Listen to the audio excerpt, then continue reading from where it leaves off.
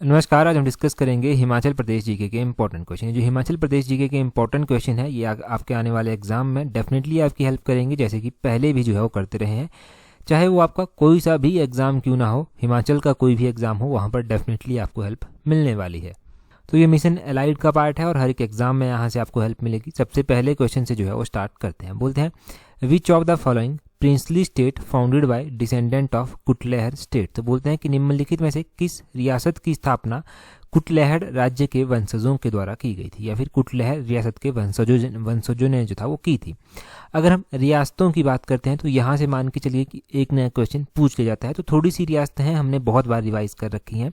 तो जब भी कोटी रियासत हमने पढ़ी है, कोटी रियासत ऑप्शन डी सही आंसर होगा।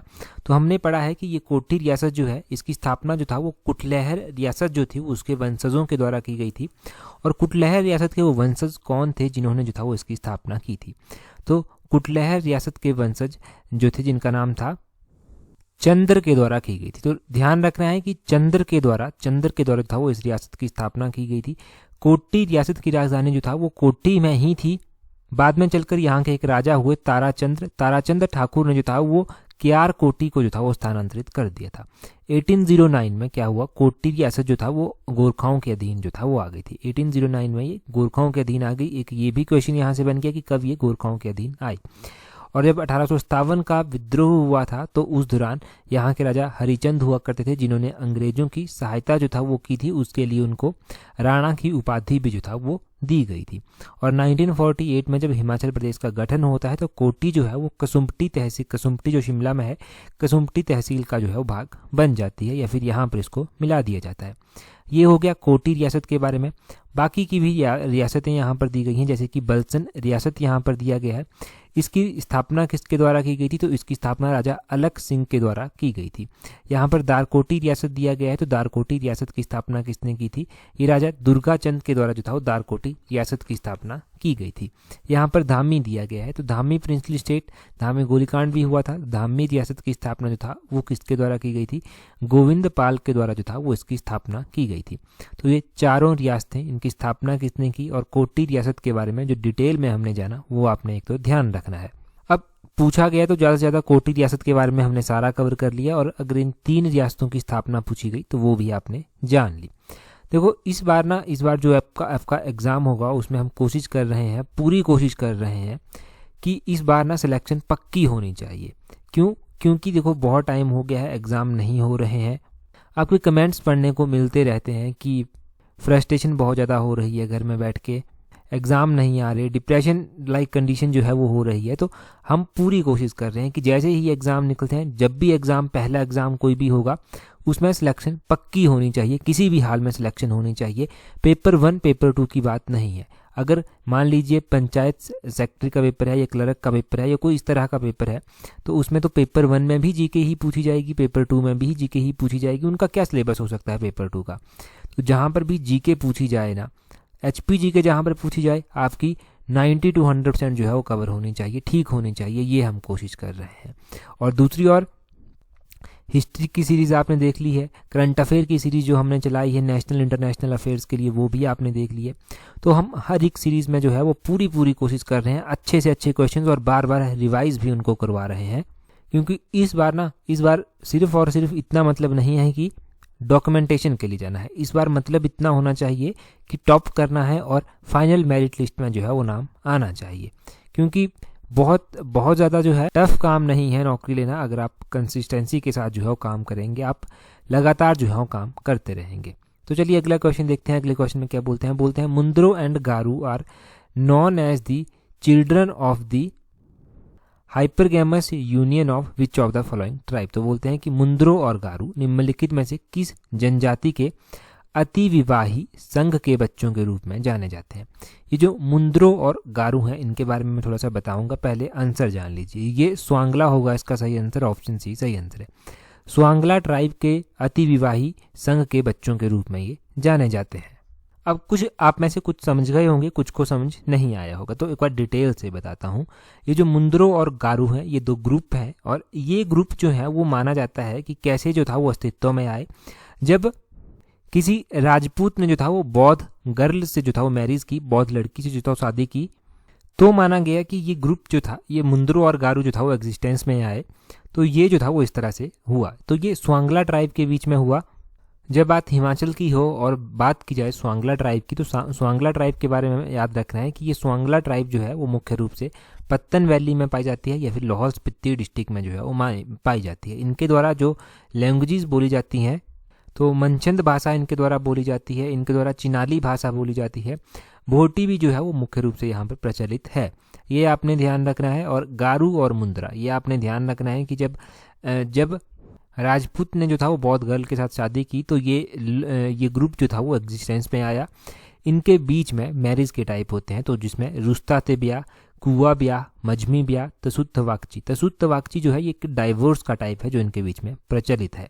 तो ये आपने बेसिक सी चीज़ें पढ़ी हैं किताब में, क्योंकि अगर पढ़ा नहीं है तब समझ नहीं आएगा। आपने एक बार चीज़ें पढ़ी होनी चाहिए, रिवाइज करवाना जो है वो यहाँ से हो जाएगा, आपका रिवाइज यहाँ से कंप्लीट हो जाता है, उसमें कोई दिक्कत नहीं आएगी। फिर अगला क्वेश्चन देखिए, अगले क्वेश्चन में बोलते हैं Tangnu Romai is a tributary of which river of Himachal Pradesh. तो बोलते हैं तांगनू रोमाई जो है वो हिमाचल प्रदेश की किस नदी की सहायक नदी है। तो तांगनू रोमाई जो है वो हिमाचल प्रदेश में एक नदी की सहायक नदी है। वो कौन सी नदी की है, तो ये यमुना की सहायक नदी है जी, ऑप्शन सी सही आंसर हो जाएगा। अब तांगनू रोमाई यमुना की सहायक नदी है। किस तरह से पूरी बात है, आपने ध्यान रखना है कि तांगनू रुमाई जो है वो पब्बर नदी के साथ जो है मिलती है। आपने जो तांगनू रुमाई कहीं पर सुना होगा, तो आपने सुना होगा क्या, तांगनू रुमाई जो है वो हाइड्रो इलेक्ट्रिक प्रोजेक्ट भी है, उसकी बात तो हम बाद में करते हैं। पहले आप जानिए कि जब यमुना में मिलती है जाकर ये, तो किस तरह से मिलती है। पहले तो ये पब्बर में जाकर मिलेगी, फिर पब्बर जो है वो बाद में जाकर यमुना की सहायक नदी बनती है। तो इस तरह से ये यमुना की सहायक नदी हो गई। अगर हम रिवर यमुना की बात करते हैं, तो यमुना का वैदिक नाम कालिंदी है। यमुना जो है हिमाचल प्रदेश में एंटर करती है कादर मांझी नामक स्थान पर, ताजेवाला नामक स्थान पर हिमाचल को छोड़ जाती है। यमुना की मुख्य सहायक नदियों में जो था वो पब्बर आ जाता है, टॉन्स आ जाता है, गिरी आ जाता है, जलाल आ जाता है, मारकंडा आ जाता है, असनी आ जाता है। और इसके अलावा अगर आप यमुना नदी के बारे में बात करेंगे कि क्या क्वेश्चन पूछा जाता है, तो यमुना नदी के बारे में यही क्वेश्चन पूछ लेते हैं कि यमुना नदी निकलती कहाँ से है। क्या हिमाचल से निकलती है? नहीं, हिमाचल से ये नहीं निकलती, ये यमुनोत्री के समीप जो है वो निकलती है, ये आपने ध्यान रखना है। तो यमुना की सहायक नदियाँ जान ली। अब बात करते हैं तांगनू रुमाई हाइड्रो इलेक्ट्रिक प्रोजेक्ट के बारे में। और तांगनू रुमाई हाइड्रो इलेक्ट्रिक प्रोजेक्ट जो है ये 44 मेगावाट का प्रोजेक्ट है। ये आपने ध्यान रखना है कि कितने मेगावाट का ये प्रोजेक्ट है, और न्यूज़ में आता रहता है, तो इसलिए भी ज़्यादा इंपॉर्टेंट ये हो जाता है। तो पब्बर नदी, यमुना नदी और तांगनू रुमाई, इन तीनों के बारे में अब पता चल गया। अगला क्वेश्चन देखिए, बोलते हैं the famous temple of Devi Badoli in Bilaspur district are located in which of the following ranges. तो बोलते हैं कि बिलासपुर जिले में देवी बडोली का जो प्रसिद्ध मंदिर है वो निम्नलिखित में से किस पर्वतमाला पर स्थित है। अब देखो, बात करते हैं अगर हम बिलासपुर के मंदिरों की, तो बिलासपुर के मंदिरों में देवी बडोली का मंदिर जो है वो बहुत इंपॉर्टेंट है।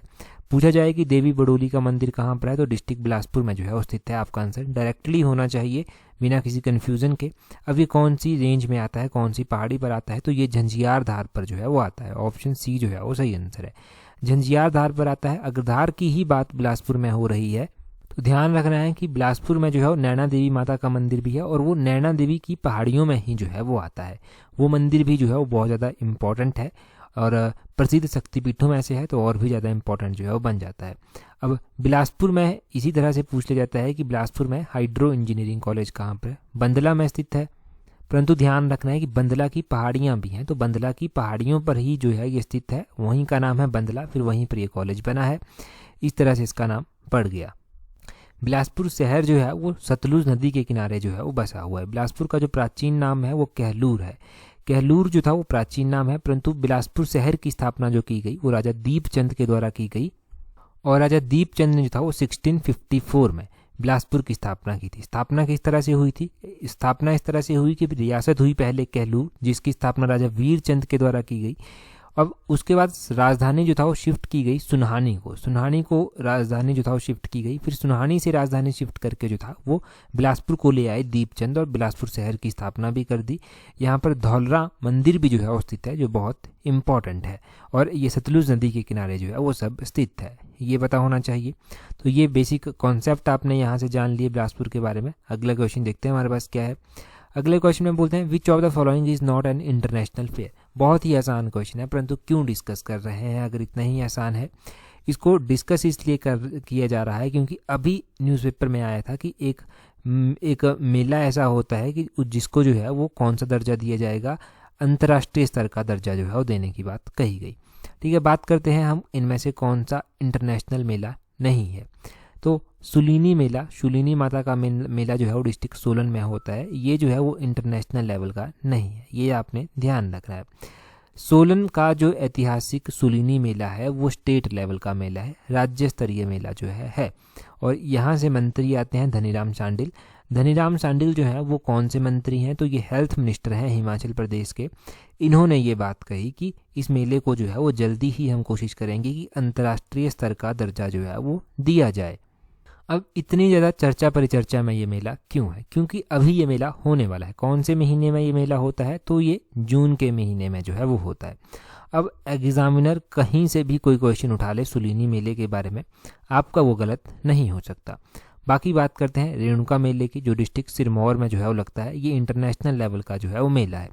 रेणुका माता को जो है भगवान परशुराम के साथ मुख्य रूप से जोड़ा जाता है। परशुराम भगवान की ये माता थी। और रेणुका झील भी है डिस्ट्रिक्ट सिरमौर में ही। रेणुका झील जो है वो हिमाचल प्रदेश की सबसे बड़ी जो नेचुरल झील है वो हिमाचल प्रदेश की है। ये आपने ध्यान रखना है। कुल्लू दशहरे की जब भी बात की जाती है तो आपने ध्यान रखना है कि डिस्ट्रिक्ट कुल्लू के ढालपुर मैदान में ये होता है। और दशहरा है तो ऑब्वियसली दिवाली से पहले ही जो है वो मनाया जाएगा। और स्टार्ट कब किया था, किसने किया था स्टार्ट, 1651 में जो था वो किया था। 1651 में कुल्लू के राजा थे, राजा जगत सिंह, उनके द्वारा जो था वो स्टार्ट किया गया था। उनका नाम ध्यान रखना है। बच जाता है लवी मेला। लवी मेला जो है ये भी इंपॉर्टेंट है। ये ट्रेड फेयर है। इसमें जो है वो ट्रेड एंशियंट टाइम में जो था वो किया जाता था। जो भी तिब्बत से लोग आते थे सामान लेकर यहाँ पर बेचते थे, फिर यहाँ से कुछ चीज़ें ले जाते थे, तो इस तरह से जो था वो ट्रेड यहाँ पर चलता था। तो पूछा जाए कि ट्रेड मेला कौन सा है, तो लवी मेला है। रामपुर शहर में जो है वो लगता है, डिस्ट्रिक्ट शिमला में ये लगता है। तो ये सारी इंपॉर्टेंट जानकारी अब मेलों के बारे में हो गई, ये मेले आपने कवर कर ली। अगला क्वेश्चन देखिए, बोलते हैं where is the police training college in Himachal Pradesh. तो बोलते हैं कि हिमाचल प्रदेश में जो पुलिस प्रशिक्षण महाविद्यालय है वो कहाँ पर स्थित है। अब ये पुलिस प्रशिक्षण महाविद्यालय जो है वो कहाँ पर स्थित है, ये हिमाचल प्रदेश के डरोह डिस्ट्रिक्ट कांगड़ा में स्थित है। ऑप्शन सी सही आंसर है। अब डरोह में स्थित है, ठीक है, बिल्कुल आसान भी है। क्यों हम डिस्कस कर रहे हैं, डिस्कस हम इसलिए कर रहे हैं क्योंकि हिमाचल से एक अभ्यर्थी हैं, या फिर अब तो आप यूं कहिए कि हिमाचल के एक ऑफिसर भी थे। तो इनकी सिलेक्शन कहाँ पर हुई है, इनकी सिलेक्शन हुई है यूपीएससी में। 824 रैंक जो है वो इनका आया है। तो ये ऑफिसर जब मैंने कहा तो ये क्या थे, ये पहले डीएसपी के पद पर तैनात थे। और यहाँ पर प्रेजेंट टाइम में जो था वो पुलिस ट्रेनिंग सेंटर डरोह में जो था वो इनकी ट्रेनिंग चल रही थी डीएसपी प्रोविजनल बेसिस पर। अभी ये ट्रेनिंग कर रहे थे और काफ़ी यंग हैं अभी, इसलिए भी इम्पोर्टेंट हो जाते हैं। 1998 इनकी डेट ऑफ बर्थ है। खैर ये एग्जाम पॉइंट ऑफ व्यू से ज़रूरी नहीं है, ज़रूरी है डरोह याद रखने का एक तरीका है, क्योंकि ये यहाँ पर ट्रेनिंग कर रहे हैं। और क्वेश्चन इसी तरह तो लिंक होते हैं एग्जाम में, कहीं ना कहीं पर जो भी मैंने बताया आपने ध्यान से सुना होगा। जब पेपर में बैठेंगे कुछ भी पूछ लिया जाए तो कहीं ना कहीं पर जो डेफिनेटली आपको हेल्प मिलेगी। अब देखिए न्यूज़पेपर पर ये आया था, न्यूज़पेपर की कटिंग मैंने टेलीग्राम पर शेयर की थी और वहीं से जो है ये क्वेश्चन मैंने बनाया ताकि एग्जाम पॉइंट ऑफ व्यू से आपको कुछ ना कुछ हेल्प मिल सके। अभी आप सब इंस्पेक्टर का एग्जाम देंगे, कहा जा रहा है कांस्टेबल की पोस्टें आएंगी, तो कहीं ना कहीं पर एग्जाम आप देंगे और डेफिनेटली हेल्प यहाँ पर मिलेगी। अब देखो यहाँ से तो पुलिस के बारे में क्या क्वेश्चन बन सकते हैं, पुलिस के बारे में एक क्वेश्चन आप ध्यान रख सकते हैं कि जो डीजीपी हैं हिमाचल के वो कौन है, तो डीजीपी जो है वो संजय कुंडू है, उनका नाम आपने ध्यान रखना है। बस यही इंपॉर्टेंट क्वेश्चन बने यहाँ से, वो हो गए। अगला क्वेश्चन देखते हैं हमारे पास क्या है। नेक्स्ट क्वेश्चन में बोलते हैं during 1857 revolt revolutionary Pratap Singh was hanged till death eight. तो बोलते हैं 1857 के विद्रोह के दौरान क्रांतिकारी थे प्रताप सिंह, इनको फांसी पर लटका दिया गया था। तो कहाँ पर लटकाया गया था, 1857 का जब विद्रोह हुआ था तो प्रताप सिंह ने जो था वो अंग्रेजों के खिलाफ जो था वो काफ़ी स्ट्रगल किया था, लोगों को जो था वो काफ़ी प्रेरित किया था कि वो इस लड़ाई में जो है वो पार्टिसिपेट करें और अंग्रेजों के विरुद्ध जो है वो हथियार उठाएं। तो इसी के परिणाम स्वरूप जो है वो इनको फांसी पर लटका दिया गया था और धर्मशाला में इनको फांसी पर लटकाया गया था। ऑप्शन सी जो है वो सही आंसर है। क्या ये अकेले थे? देखो, जब इन्हें बंदी बनाया गया था तो प्रताप सिंह थे, वीर सिंह थे, उनके साथ बहुत सारे सक्रिय नेता थे जिनमें कांसी थुलाराम, मानदास, सूरतराम, केशव राम, देवी दत्त और भी बहुत सारे जो था वो क्रांतिकारी आते थे। सबसे पहले इनको क्या किया गया, बंदी बना लिया गया और भागसू जो कि धर्मशाला में है, तो धर्मशाला में भागसू जेल में जो है वो इनको रखा गया। और उसके बाद जो था वो इनके ऊपर जो था वो जो भी केस लगे थे वो प्रूफ होने के बाद जो था वो इनको प्रताप सिंह और इनके साथी थे एक वीर सिंह, इनको जो था वो अरेस्ट करके जो था वो हैंग कर लिया गया और धर्मशाला में जो था वो इनको हैंग किया गया था। 3 अगस्त 1857 की ये बात है जब इन्हें फांसी पर जो था वो लटका दिया गया था। और बाकी के जो लोग थे उनमें से जो था वो कुछ को जो था वो 3 वर्ष के लिए, कुछ को 14 वर्ष के लिए और कुछ लोगों को जो था 1-1 वर्ष की जो था वो कैद सुना दी गई थी, कैद जो था वो दे दी गई थी। अब 1857 के विद्रोह की जब बात हो रही है तो देखो, रियासत वाइज जो था वो चला ही था कि रियासतों में जो था वो क्या हो रहा था, विद्रोह होना शुरू हो गया था, लोग आवाज़ उठा रहे थे। परंतु मुख्य रूप से जो शुरू हुआ था ना वो कहाँ से हुआ था, वो शिमला से हुआ था, जतोग से हुआ था। जतोग में नसीरी सेना थी, नसीरी सेना ने जो था भीमसेन के नेतृत्व में जो था वो जतोग छाबनी हो गया और भी चीज़ें, और भी इनका जो खजाना था उसको कब्जे में ले लिया था। और उस टाइम शिमला के जो डिप्टी कमिश्नर होते थे वो लॉर्ड विलियम हे होते थे और ये कहीं ना कहीं पर असमर्थ रहे लोगों को सुरक्षा प्रोवाइड कराने में। अंग्रेज जो था वो उस टाइम काफ़ी डर गए थे और अंग्रेजों ने अम्बाला की ओर भागना शुरू कर दिया था और कुछ अंग्रेजों ने जो था वो हिमाचल की अलग अलग रियासतों में जाकर जो था वो शरण ली थी। मतलब उस टाइम स्थिति ऐसी थी कि ये जो भीमसेन और इनकी सेना थी ये बहुत ज़्यादा अग्रेसिव हो गए थे, बहुत ज़्यादा जो था वो सक्रिय हो गए थे और इन्होंने लगभग अंग्रेजों को यहाँ से निकालने की ठान ली थी। परंतु इनका विद्रोह जो था वो बाद में चलकर दबा दिया गया। पता ही चल रहा है जब रियासतों में ये भड़का तो प्रताप सिंह को फांसी दे दी गई, उनके साथियों को जेल में रखा गया काफ़ी दिनों तक, तो ये इस तरह से शांत हो गया। अगला क्वेश्चन देखिए, अगले क्वेश्चन में बोलते हैं which of the following statement is are correct about Bharat Net. तो भारत नेट है एक हिमाचल में, उसके बारे में बोलते हैं कि कौन सी निम्नलिखित में से स्टेटमेंट सही है। सबसे पहली स्टेटमेंट में बोलते हैं Bharat Net plan to link urban areas together through an optical fibre network. तो बोलते हैं कि ऑप्टिकल फाइबर नेटवर्क के माध्यम से शहरी क्षेत्रों को जोड़ने के लिए ये भारत नेट चलाया गया है। अगले में बोलते हैं in Bharat net phase 1 410 gram panchayat have been covered so far, कि बोलते हैं अब तक जो है वो भारत नेट में जो है वो 410 ग्राम पंचायतों को शामिल किया जा चुका है। पहली स्टेटमेंट की बात करते हैं तो देखो, ये जो भारत नेट प्लान है ना, इसका ये उद्देश्य नहीं है कि अर्बन एरियाज़ को जो है वो एक साथ लाया जाए, ये रूरल एरिया के लिए मुख्य रूप से काम कर रहा है। तो ये ग्रामीण यहाँ पर होगा, रूरल एरियाज़, तो पहली स्टेटमेंट गलत हो जाती है। और दूसरी स्टेटमेंट, क्या फेस 1 जो भारत नेट का चला है उसमें 410 ग्राम पंचायतों को कवर किया गया है अभी तक, बिल्कुल सही बात है, ये स्टेटमेंट सही है। तो इसी हिसाब से क्या हो जाएगा, इसी हिसाब से जो है वो ओनली 2 स्टेटमेंट इज करेक्ट जो है वो आ जाएगा, ऑप्शन बी सही आंसर है। परंतु यहाँ से भारत नेट के बारे में जो है वो जानकारी होना बहुत ज़रूरी है कि भारत नेट के बारे में क्या है, ये प्रोग्राम किस तरह से है, क्या क्या क्वेश्चन यहाँ से बन सकते हैं। तो देखो, भारत नेट जो है वो सरकार के द्वारा लॉन्च किया गया ताकि हर भारतीय घर को जो है वो हाई स्पीड इंटरनेट से जो है वो जोड़ा जा सके, इसलिए ये चलाया गया। इसका जो प्राथमिक लक्ष्य है वो क्या है, इसका प्राथमिक लक्ष्य ये है कि जो वंचित क्षेत्र हैं ग्रामीण समुदायों में जहाँ पर इंटरनेट नहीं पहुँच सका है वहाँ पर हाई स्पीड इंटरनेट की सुविधा जो है वो प्रदान करवाई जाए और ऑप्टिकल फाइबर के माध्यम से जो है वो ग्रामीण क्षेत्रों को आपस में जोड़ा जाए, ये जो है वो इसका टारगेट है। हिमाचल प्रदेश में कुल पंचायतें हैं 3615, जिनमें से जो है वो 410 पंचायतों को जो है वो अभी तक इसके साथ जोड़ा जा चुका है। फेज़ 2 में जो है ये कहा गया है कि कनेक्टिविटी को बढ़ाया जाएगा और बाकी की जो पंचायतें बच जाती हैं उनको जल्दी ही जो है वो कवर कर लिया जाएगा।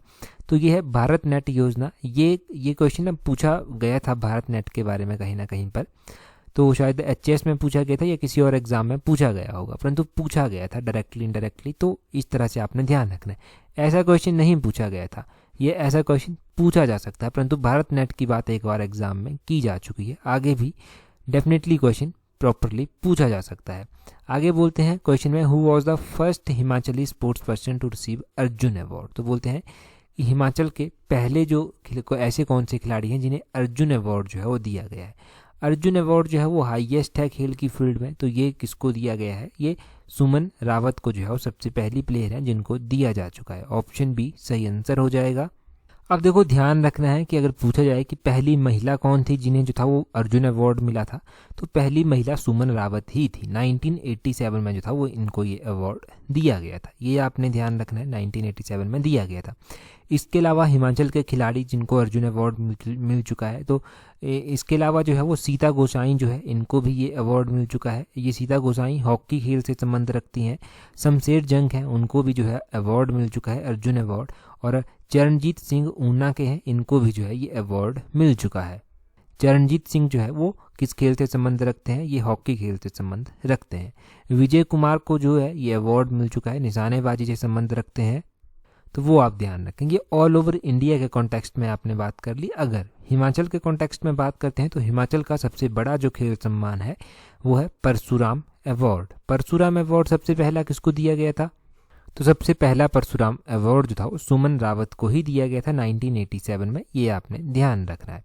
तो ये आपने सारा यहाँ से जान लिया, ये इंपॉर्टेंट है सारा का सारा, यहाँ से हर एक क्वेश्चन हर एक डाटा, तो उसको ध्यान रखना। अगला क्वेश्चन देखिए, बोलते हैं match the list 1 and list 2। List 1 और लिस्ट 2 में कुछ चीज़ें दी गई हैं, उनको आपको आपस में जो है वो मैच करना है। रालडंग एक पीक है, छोबिया एक पास है, गज हाइड्रो इलेक्ट्रिक प्रोजेक्ट दिया गया है, और रसोल जो है ये एक माउंटेन पास है। सबसे पहले बात करते हैं हम रसोल की, तो लिस्ट 2 को हम बाद में ही देखते हैं। लिस्ट 2 में डिस्ट्रिक्ट दिए गए हैं, तो रसोल अगर हम पास की बात करते हैं तो रसोल पास जो है वो कौन से डिस्ट्रिक्ट में पड़ता है, ये आपके कुल्लू डिस्ट्रिक्ट में जो है वो पड़ता है। यहाँ पर कुल्लू जो है वो सही आंसर आ जाएगा इसका। और गज हाइड्रो इलेक्ट्रिक प्रोजेक्ट ये कौन से डिस्ट्रिक्ट में पड़ता है, तो गज देखो ब्यास की सहायक नदी है, और ये जो गज हाइड्रो इलेक्ट्रिक प्रोजेक्ट है ये डिस्ट्रिक्ट कांगड़ा में जो है वो आता है, डिस्ट्रिक्ट कांगड़ा में ये आता है। अगर बात करें छाबिया की, तो छाबिया क्या है, छाबिया दर्रा है। अब छाबिया दर्रा जो है वो कहाँ पर पड़ता है, हिमाचल में। तो हिमाचल में अगर हम छाबिया दर्रे की बात करते हैं तो ये डिस्ट्रिक्ट चंबा में जो है वो आता है। चंबा का जो पांगी क्षेत्र है ना, पांगी क्षेत्र में ये मुख्य रूप से आता है, ये आपने ध्यान रखना है। रालदांग, रालदांग की बात करते हैं तो रालदांग पीक है एक, तो ये पीक जो है वो कहाँ पर पड़ती है, रालदांग पीक जो है वो डिस्ट्रिक्ट किन्नौर में जो है वो पड़ती है, ये आपने ध्यान रखना है। तो ये किन्नौर में जो है वो पड़ती है। अब देखो यहाँ पर तो मैंने बता दिया सारा का सारा, यहाँ पर ये मैच भी हो जाएगा। यहाँ पर इसका ये ऑप्शन जो है वो सही आंसर आ जाएगा, ऑप्शन नंबर 4, तीसरा, दूसरा, चौथा, पहला, इस तरह से जो है ये मैच हो जाएंगे। ठीक है, इस तरह से तो यहाँ पर आपने मैच कर लिया। प्रैक्टिस कैसे करेंगे, प्रैक्टिस करने के लिए ये प्रैक्टिस सेट की पीडीएफ आपको मैं टेलीग्राम पर प्रोवाइड करवाऊंगा। इस वाले प्रैक्टिस सेट की पीडीएफ टेलीग्राम पर मैं सेंड कर दूंगा, वहाँ पर आप प्रैक्टिस कर लेना इन सभी क्वेश्चंस को। देखो हमेशा ही फोकस इस बात पे मत कीजिए कि बहुत ज़्यादा क्वेश्चन पढ़ने हैं, फोकस इस बात पे कीजिए कि जितना पढ़ा है उसको रिवाइज बहुत बार करना है। तो हम भी वही फोकस करते हैं कि जितनी बार हो सके चीज़ों को बार बार रिवाइज करें, बार बार रिवाइज करें, एग्ज़ाम में कन्फ्यूज़न ना हो सके और चीज़ों को लिंक किया जाए ताकि एग्ज़ाम में बाकी के क्वेश्चन भी जो है वो सॉल्व हो सके। क्योंकि इस बार जो है मैंने पहले ही बता दिया है आपको कि तैयारी जो है वो इस ऐसी नहीं हो रही है कि सिर्फ एग्ज़ाम निकालना है, तैयारी इसकी हो रही है कि मेरिट में जो है वो नाम आना चाहिए। तो मेरिट में नाम आने के लिए जो है सारे क्वेश्चन जो है तैयार किए जा रहे हैं, प्रैक्टिस किए जा रहे हैं, रिवाइज किए जा रहे हैं।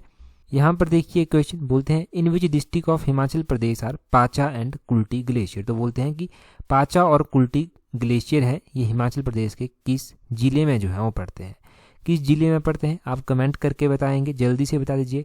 लास्ट जो एडिशन थी मिशन एलाइड की उसमें जो था वो हमने ये कवर किया था, जल्दी से कमेंट करके बता दीजिए।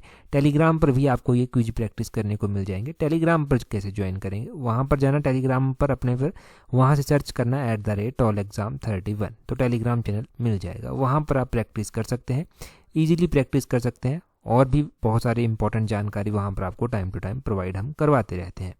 तो आज की इस वीडियो में इतना ही काफ़ी है। That's all for today. Thank you very much for watching and listening it very patiently.